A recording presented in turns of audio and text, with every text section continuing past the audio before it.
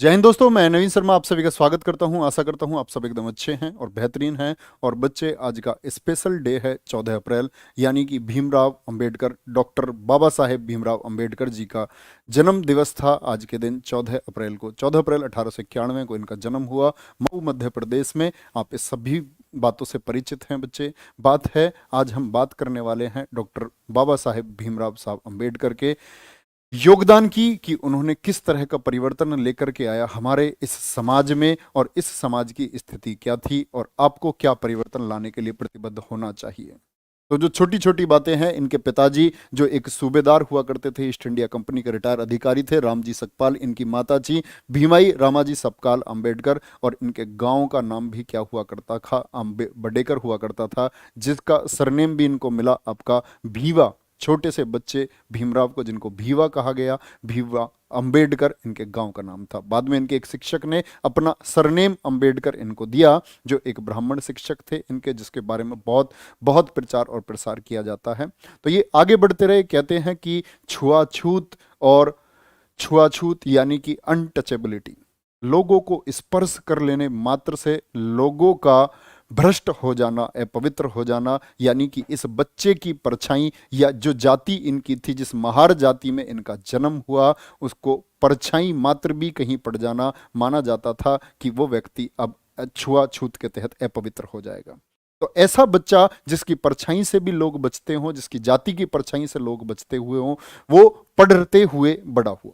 वह बच्चा पढ़ने लगता है, और पढ़ाई के दौरान क्या हुआ, पढ़ाई की रुचि के दौरान उसने सबसे पहले अपना एल्फिंस्टन कॉलेज में अपनी जो मैट्रिक परीक्षा थी वो पास की। और कहते हैं कि मैट्रिक परीक्षा पास करने के बाद जब ये ग्रेजुएट बने, तो देश की स्थिति आप लोग देखो, ऐसा पहला बच्चा हुआ जो ग्रेजुएट हुआ इस जाति से, इस महार जाति से, पहला पढ़ने वाला बच्चा हुआ। तो आप देख रहे हैं, देश में एक वर्ग ऐसा था जिसको शिक्षा से भी वंचित रखे जा रहा था। तो देश का विकास क्या उसी मानकों पर हो पाता, क्या उसी तरह देश तरक्की कर पाता? भाई, सभी जातियां अगर बराबर रूप से पढ़ती और बढ़ती तो देश का नक्शा आज कुछ और होता। लेकिन कुछ जातियों को वंचित कर दिया गया, किस बात से? शिक्षा से। अपनी जाति में पहले व्यक्ति हुए, तो बड़े दुख की बात है, बड़े दुख की बात है। लेकिन कहते हैं कि जब इन्होंने पढ़ना शुरू किया, तो पढ़ने में इतने मशगूल हो गए कि किताबों में डूबे रहते, और रातें इनकी किताबों के साथ कटती।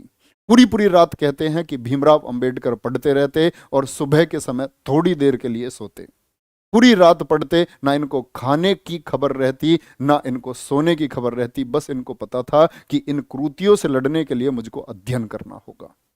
और अपनी हमेशा इन्होंने जो सारा वक्त बिताया, अपने जीवन का अधिकांश समय इन्होंने अपने अध्ययन में बिताया। उसके बाद ये कोलंबिया यूनिवर्सिटी गए, कोलंबिया यूनिवर्सिटी मुंबई। जब गायकवाड़ गायकवाड़ राजघराने से आपके सयाजीराव को इन्होंने क्या, सयाजीराव ने इनको क्या दे दी? स्कॉलरशिप दे दी, और उस स्कॉलरशिप से ये पढ़ने गए। स्कॉलरशिप से पढ़ने गए, और स्कॉलरशिप थी $11.50, $11.5 की इनको छात्रवृत्ति मिली। और उस छात्रवृत्ति में, जब तक इनकी शादी हो चुकी थी इनकी पत्नी रमाबाई से, तो उस छात्रवृत्ति में से ये अपना खर्चा चलाते, और खर्चा चलाने के बाद में कुछ पैसे बचा करके अपनी पत्नी को भी भारत भेजते, कोलंबिया यूनिवर्सिटी, यानी कि जो अमेरिका में उस समय अध्ययन कर रहे थे। इनकी पत्नी ने इनका भरपूर साथ दिया। कहते हैं कि इनके 4 बच्चों में से, जो टोटल 5 बच्चे थे, उनमें से 4 बच्चे इनके एक्सपायर हो गए, और उन 4 बच्चों का जो गम था, और साथ में जो पत्नी थी इनकी, जो अभावों में जी रही थी, कहते हैं कि कभी भी उन्होंने ऐसा कोई प्रयास या ऐसा कोई संकेत तक भी नहीं दिया कि अंबेडकर का अध्ययन रुक सके। भीमराव अपना अध्ययन कर रहे थे। कहते थे कि उनके पास पैसे का इतना अभाव था, इतना अभाव था, कि वो एक समय पाव खा करके अपना गुजारा करते थे, ब्रेड पाव। लेकिन अध्ययन उनका रुका नहीं, और यहीं पर बच्चे उन्होंने मास्टर्स की डिग्री प्राप्त की। एमए उन्होंने हिस्ट्री से भी किया, एमए उन्होंने पॉलिटिकल साइंस से भी किया, और 4 विषयों अर्थशास्त्र से उन्होंने एमए किया। इसके बाद में जब उनकी स्कॉलरशिप खत्म होने की बारी आई, तो उसके बाद में ये कहाँ पढ़ने, आपका लंदन स्कूल ऑफ इकोनॉमिक्स से इन्होंने इकोनॉमिक्स में पीएचडी यानी थीसिस किया अपना। जैसा कि इनको स्कॉलरशिप दी गई थी गायकवाड़ राजघराने में, वहां एक शर्त थी इनको वापस आकर के आपको नौकरी करनी होगी राजघराने के लिए आपको मिलिट्री सचिव नियुक्त किया जाएगा, लेकिन जब उस कमरे में इतने बड़े पद पर, मिलिट्री सचिव पद पर ये नियुक्त हुए, तो कहते हैं कि उस राजघराने का एक चपरासी भी इनको फाइल फेंक करके पकड़ाता था, और इनके उस ऑफिस से निकलते ही उस कमरे को धोया जाता। यानी लोग मानते थे कि भाई वो अछूत हो जाएंगे। क्या हो जाएंगे? अछूत हो जाएंगे, और किसी अछूत के स्पर्श से वो भी अछूत हो जाएंगे और अपवित्र हो जाएंगे। कहते होटल के एक कमरे में, होटल के एक कमरे को इन्होंने किराए पर ले लिया बगैर अपनी जाति बताए, लेकिन जैसे ही इनकी जाति का खुलासा हुआ तो वहां सैकड़ों लोग होटल में इनको मारने के लिए पहुंच गए। होटल से इनको धक्का देकर निकाल दिया गया, जैसा कि इनके स्कूल में भी इनके साथ हुआ था कि इनके पिताजी जो एक सूबेदार थे, उनके कहने मात्र से इनको एडमिशन तो मिल गया, लेकिन सब बच्चों से दूर बैठा करके पढ़ाया गया। जब एक बार बात हुई कि अंबेडकर से स्कूल में इनके शिक्षक ने पूछा कि क्या अब तुम इस प्रॉब्लम को सॉल्व कर सकते हो बोर्ड पर आकर के, जैसे ये बोर्ड पर गए तो बच्चों ने अपने टिफिन और बैग वहां से उठा लिए कि कहीं अंबेडकर की परछाई उस बैग पर, उन टिफिन पर ना पड़ जाए, नहीं तो वह खाना अपवित्र हो जाएगा। समझ रहे हो? अपवित्रता की परिभाषा आपको समझनी होगी कि एक व्यक्ति जन्म से अपवित्र कैसे हो गया। एक किसी शूद्र को हमने अछूत किन आधारों पर कह दिया, यह प्रश्न आपको स्वयं से करना होगा। इसके बाद की बात आती है बच्चे, अध्ययन चलते रहते हैं। इनकी दो पत्नियां, एक पत्नी इनकी रमाबाई थी जो शुरुआती काल में एक्सपायर हो गई थी, दूसरी थी इनकी पत्नी डॉक्टर सविता अंबेडकर, ये पहली पत्नी है इनकी रमाबाई। तो कहते हैं कि अध्ययन में इतने मशगूल हो गए और इनके पास इनकी किताबों का जो संग्रह था, इनके नजदीकी लोग बताते हैं कि 1940 के पास में जो इनकी किताबों का संग्रह 8000 हुआ करता था, 1956 में जब इनकी मौत हुई तो इनकी किताबों की संख्या 35,000 पहुंच चुकी थी। हर शाम जामा मस्जिद ये जाते अपने, क्योंकि ये एक वकालत अपनी कर चुके थे, कहते थे पूरे दिन वकालत करने के बाद में शाम को इनका समय जाता किताबें खरीदने के लिए जामा मस्जिद के बाजार में, और हर रोज इनके हाथ में नई किताबों के बंडल हुआ करते। रात को उनका अध्ययन करते, और इनका अध्ययन इतना गहरा अध्ययन था कि इनको खाने तक की, सोने तक की फिक्र नहीं रहती। कहते हैं एक बार इनके नौकर जो गेट पर आए, किसी कारणवश किसी प्रोग्राम में जाने की वजह से लेट हो गए, जो इनके साथी भी थे, इनका सहयोग करते थे इनके काम में, तो गेट नहीं खटखटाया, बाहर मेन गेट पर ही सो गए कि कहीं अंबेडकर के अध्ययन को कोई विघ्न ना पहुंच जाए। बाबा साहेब जब उठ करके बाहर गए रात को टहलने के लिए, खुली हवा लेने के लिए, तो उन्होंने देखा कि वो जो सहयोगी है वो बाहर सोया हुआ है, तो रात को उन्होंने भी उसको नहीं उठाया और अपना कोट उड़ा करके आ गए। तो मतलब इतने लगनशील थे, क्योंकि ये जानते थे कि ये जो क्रूतियां हैं ये मैं तब ही दूर कर पाऊंगा जब मैं इनके बारे में अध्ययन करूंगा।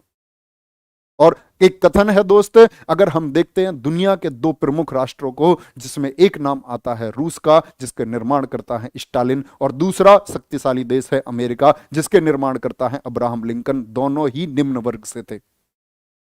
तो एक बात आई, जब निम्न वर्ग में पैदा एक व्यक्ति देश को इतना मजबूत बना सकता है कि स्टालिन रूस को, यहां आज जहां रूस है, स्टालिन को इसका श्रेय जाता है और अब्राहम लिंकन को श्रेय जाता है अमेरिका के निर्माण का, तो फिर हमारे देश में ऐसा भेदभाव करने का हमको क्या फल प्राप्त हुआ और क्या हमने इससे बदलाव कर लिया, कैसा बदलाव हम कर पाए?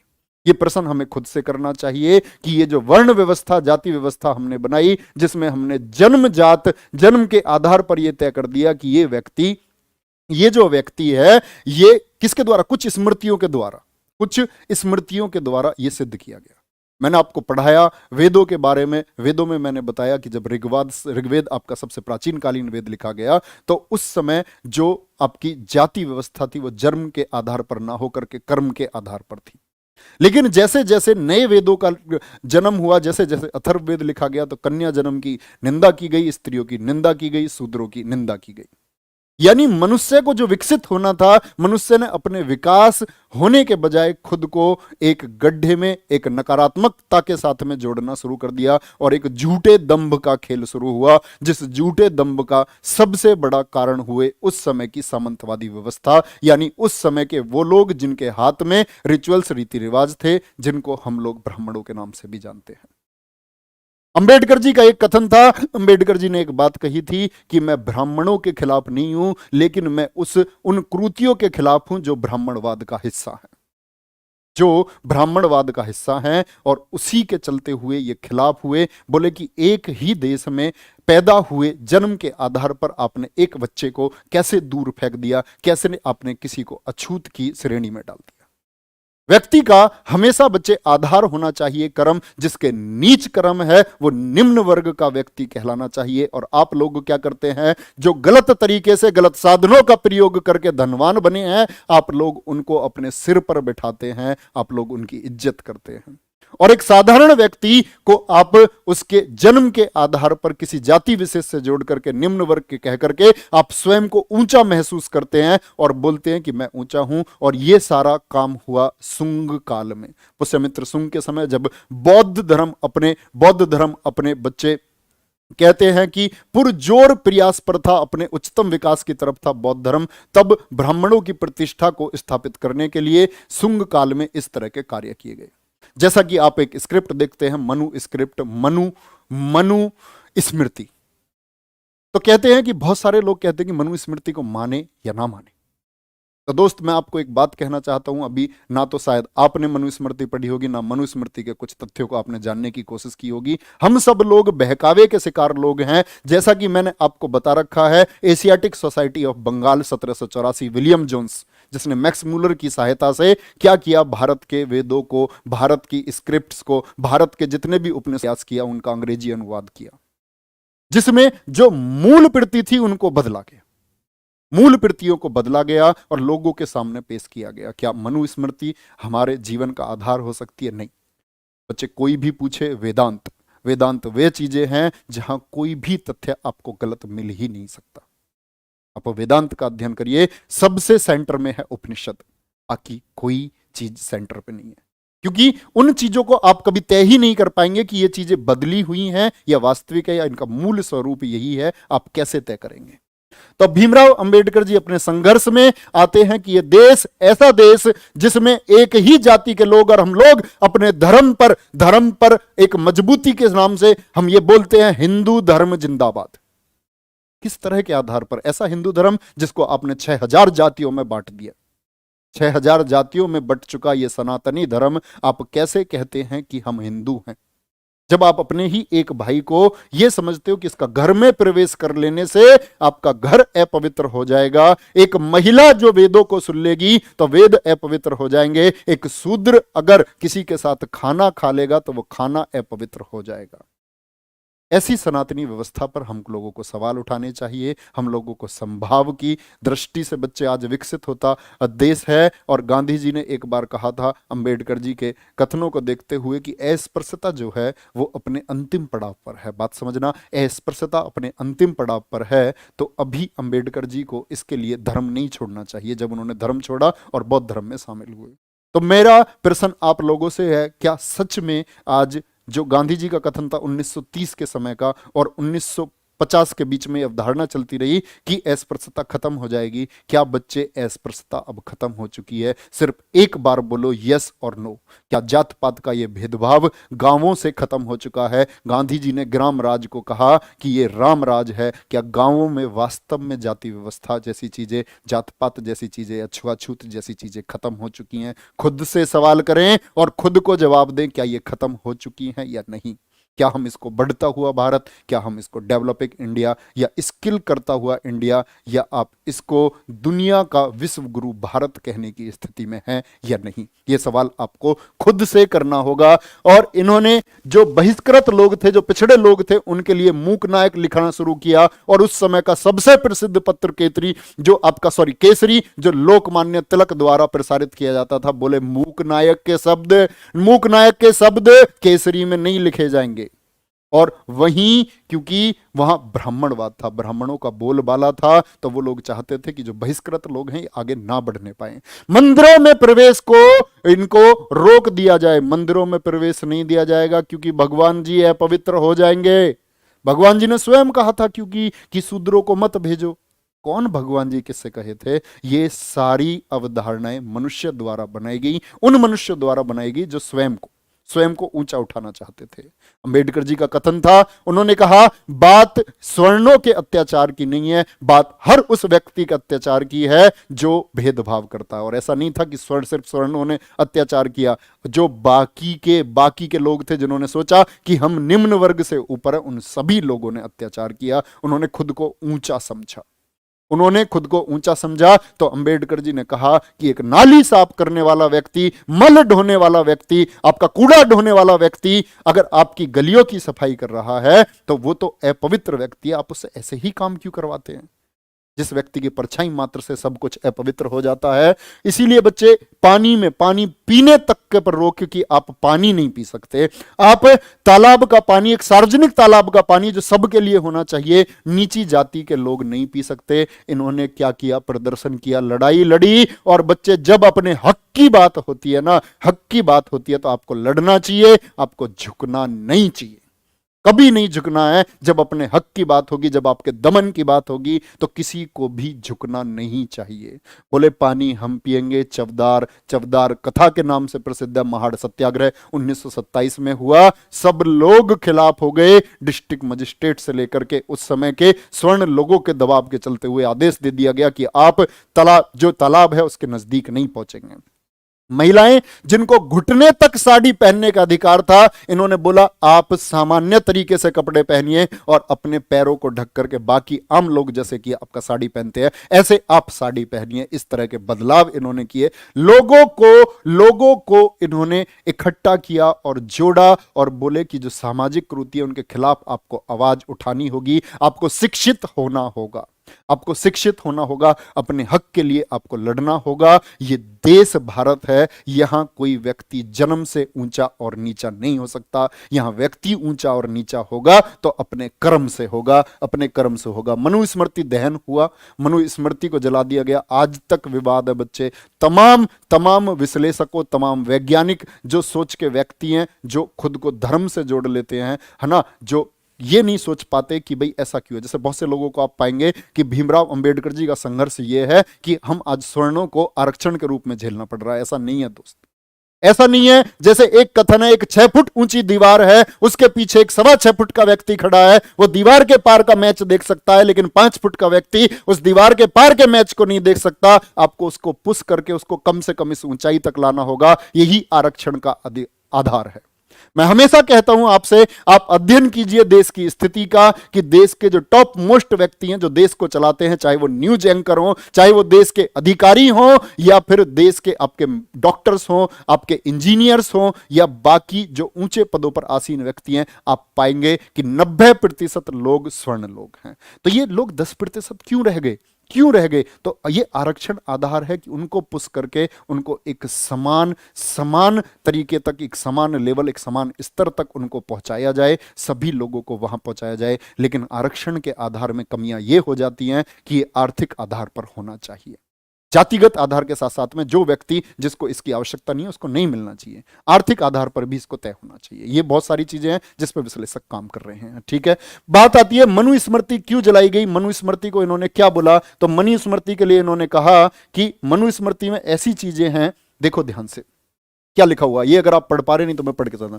पति सदाचारहीन हो, अन्य स्त्रियों से आसक्त हो, यानी अन्य स्त्रियों से जुड़ा हुआ हो, दुर्गुणों से भरा हुआ हो, नपुंसक हो, जैसा भी हो, फिर भी स्त्री को पतिव्रता बनकर उसे देव की तरह पूजना चाहिए।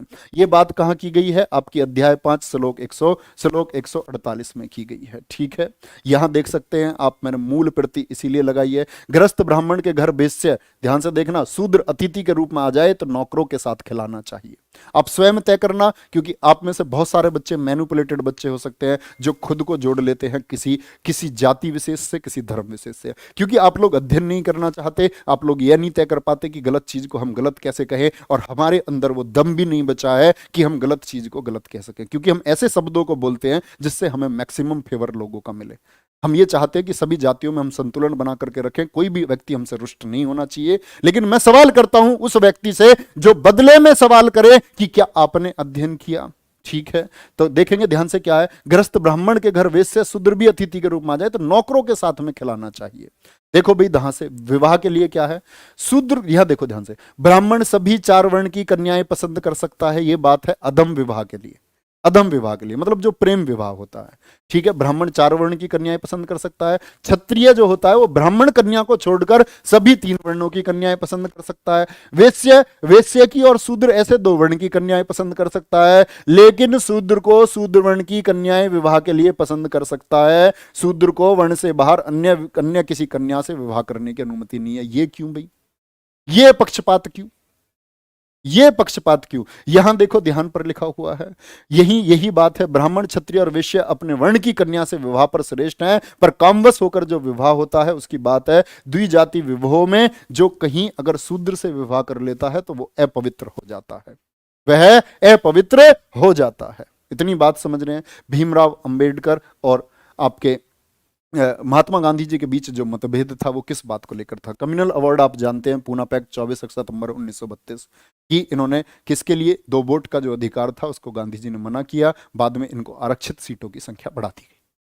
लेकिन दोस्त ये कहते हैं महात्मा गांधी जी से, महात्मा गांधी जी ने इनसे कहा, आप जानते हैं कि ये कुरीतियों के बारे में मैं बहुत दिनों से सुनता आ रहा हूं, आप कैसे कह सकते हैं अम्बेडकर साहब कि मैं दलितों के साथ नहीं हूं?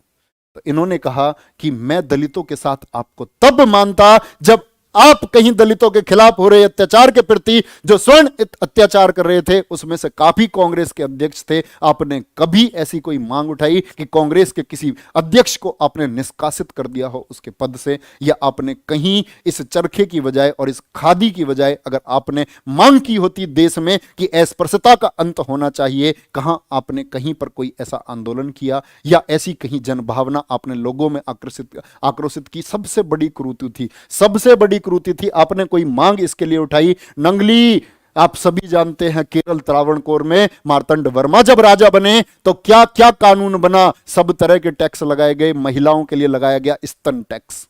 अपने स्तनों को नहीं ढक सकती हैं महिलाएं, कमर के नीचे कपड़े पहनती थी, और अगर ये ढकना है स्तन तो आपको टैक्स देना होगा। और एक चलता था दंड अधिकारी, डंडी पर आगे कटार दराती बांधकर कोई अपने कपड़े पहन ले तो दूर से कपड़ों को फाड़ देते थे, क्योंकि हाथ से तो अपवित्र हो जाएंगे। नंगली आवाज उठाई और बोली, जो लोग टैक्स मांगने आए, इसने बोली मैं अपने स्तन ढकूंगी। लोग आ गए, राजा के अधिकारी आ गए, बोले टैक्स देना होगा। अंदर गई, दराती ली, अपना स्तन काटा और एक पत्ते पर रखकर बोली लो टैक्स। इसको बोलते हैं। और इतना आक्रोश लोगों में पैदा हुआ कि ये प्रथा बंद करनी पड़ी। तो बात है, जब तक आप लोग गलत चीजों के खिलाफ, और ये सभी लोगों के लिए मैसेज है, जब तक आप गलत के खिलाफ नहीं हो सकते तब तक आप इंसान नहीं है। इन्हीं के पति थे चिरकुंडा, भारत के इतिहास का पहला व्यक्ति जो चिता पर बैठ करके जैसे सती होते थे ऐसे सती हुआ, पहला व्यक्ति। तो क्या बोले, मैं किसी समाज की उन्नति को महिलाओं की उन्नति से मापता हूं, तो आप उस समाज पर ध्यान देना जिस समाज की बात आप करते हैं, क्या वहां पर महिलाएं उन्नति कर रही हैं या नहीं कर रही हैं। जिस तरह मनुष्य नश्वर है, ठीक उसी तरह विचार भी नश्वर है। मनुष्य नश्वर है, उसी तरह विचार भी नश्वर है। जिस तरह पौधे को पानी की जरूरत पड़ती है, एक विचार को भी प्रचार प्रसार की जरूरत पड़ती है। सही चीजों को आप प्रसारित करें, अन्यथा चीजें दमन कर जाएंगी। और बच्चे, आप किसी भी चीज के लिए, मैं मानता हूं कि आज चीजें खत्म हो रही हैं, लेकिन आज चीजें खत्म हो रही हैं, खत्म हुई नहीं है। बाबा साहब की लड़ाई थी कि आर्टिकल 15 के प्रयोग से उन्होंने किसी भी तरह के लिंग के भेदभाव को आप लोगों को कानूनी अधिकार दिलवाया। हम लोगों को यह अधिकार मिला। बढ़ता भारत हम तब कहेंगे जब आर्टिकल 29 जैसी चीजों के प्रयोग के लिए किसी को जरूरत ना पड़े। अल्पसंख्यकों के अधिकार ये सुनिश्चित होने चाहिए। हम लोग समाज का एक हिस्सा हैं, और बच्चे, इस समाज में सभी लोग इक्वल होने चाहिए। हर एक मेरा दोस्त इसमें इक्वल होना चाहिए। देखो यहां, वो जो धर्म जन्म से एक को श्रेष्ठ और दूसरे को नीच बनाए रखे, वह धर्म नहीं है, वह गुलाम बनाए रखने का एक षड्यंत्र है। इतने पढ़े लिखे आदमी, उस समय के सबसे एजुकेटेड आदमी को उस समय की इस जाति व्यवस्था की प्रथाओं से इस तरह जूझना पड़ा। एक व्यक्ति the evolution of provincial finance in British India और the problem of the rupee नामक पुस्तकें लिखी। क्या आप जानते हैं रिजर्व बैंक ऑफ इंडिया की स्थापना इन्हीं 2 पुस्तकों के आधार की वजह से। भारत का रिजर्व बैंक ऑफ इंडिया का आधार बनी ये 2 पुस्तकें, सबसे महत्वपूर्ण पुस्तकें हैं इनकी। तो बच्चे, बात है कि आप लोग खुद से सवाल करें कि क्या मैं ऐसा व्यक्ति हूं, क्या मेरे घर में कोई ऐसा व्यक्ति है जो जात पात को मानता है, नहीं मानता। हमने देखा है यार, अपने गांव में देखा है हमने कि लोग बर्तन भी अलग तरह के देते हैं। कि इसके चाय पीने के लिए ये है और हमारे चाय पीने के लिए ये है।